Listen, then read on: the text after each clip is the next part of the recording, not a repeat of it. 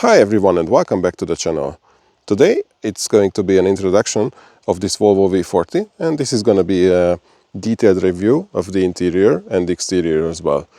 As you can see, this car is already the facelifted version from 2017, and it's equipped with the 2-liter diesel D3 engine with 150 horsepower and a 6-speed automatic Geartronic transmission.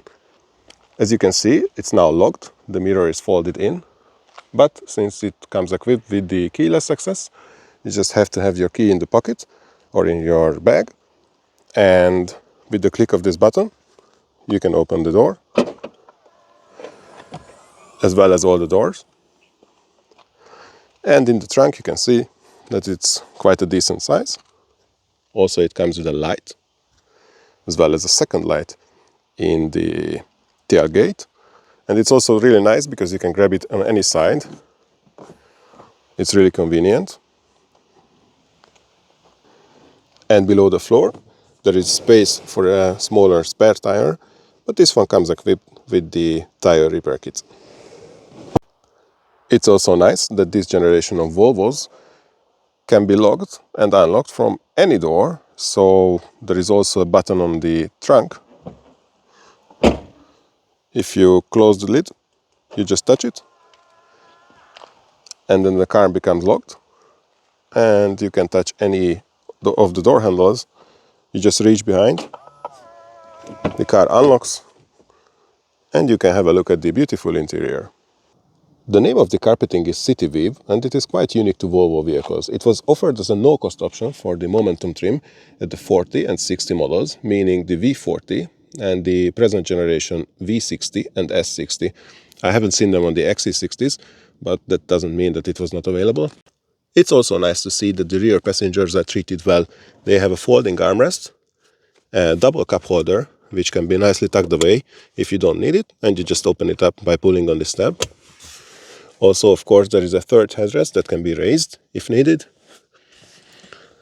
There are also seat pockets, smaller pockets on the sides of the seats, and a beautiful door panel with a deep pocket and a nice aluminum trim and this beautiful textile material. Everything is soft and it's a really elegant and beautiful design.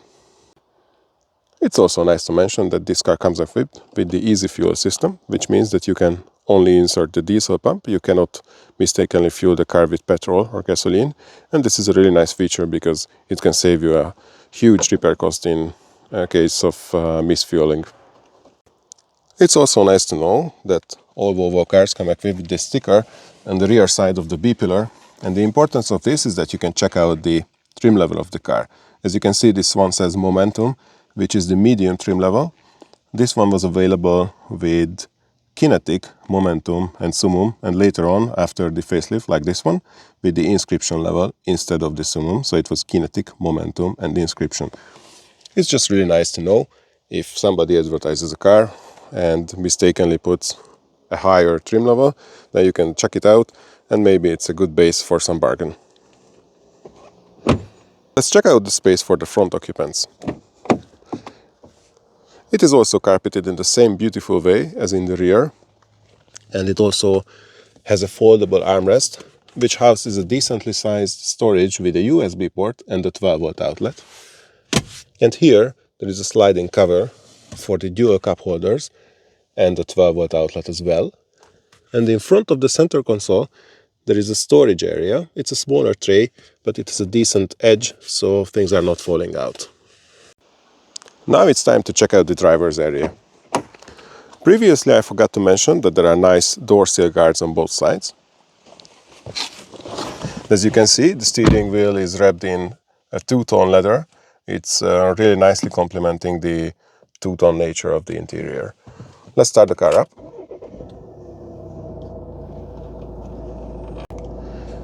This V40 is equipped with the TFT instrument cluster, which is really nice because it can display the information in 3 different styles. This is the performance mode, where you have a power meter on the right side, displaying the available power according to the RPM. I will add some throttle now, and you see it goes up. And the left line on the bottom shows the power that you are actually using. So if you floor it, then it will go up to the top part here. Also, you get a big tachometer and a speedometer in the middle, and the cool thing about it that it gives you an instant readout of the speed.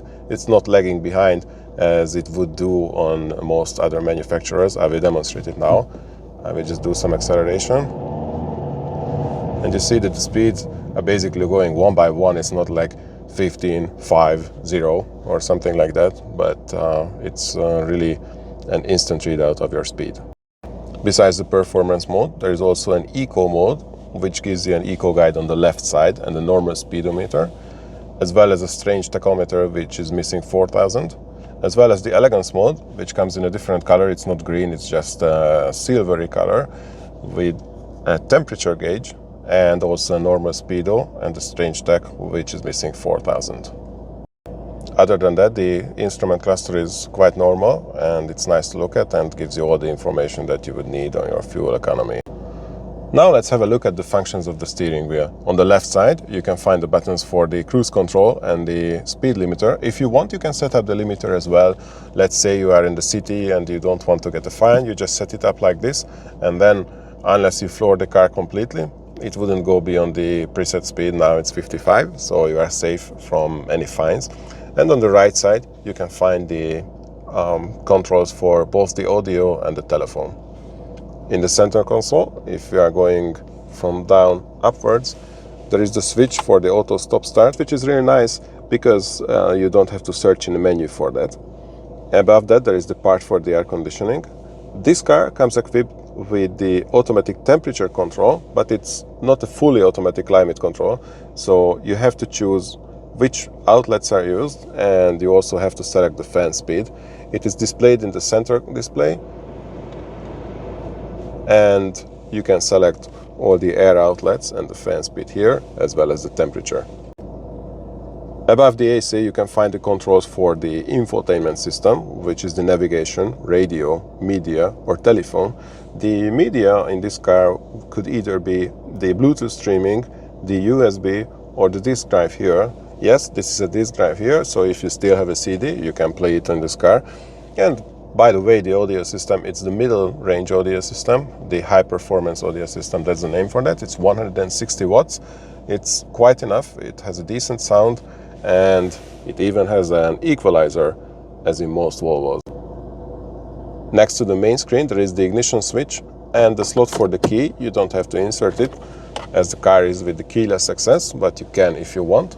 And also there is a nice frameless mirror, which is also auto dimming, and there are nice sun visors here with illumination.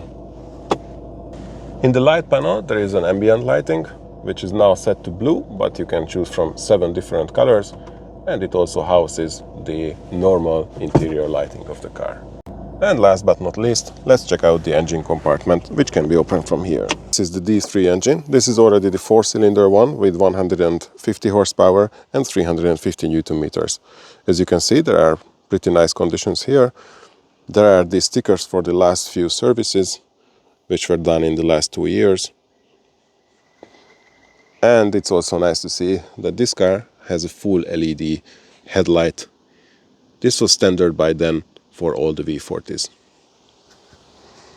This concludes our video. Thank you for checking in. I hope you like it, and see you next time. Take care. Bye-bye.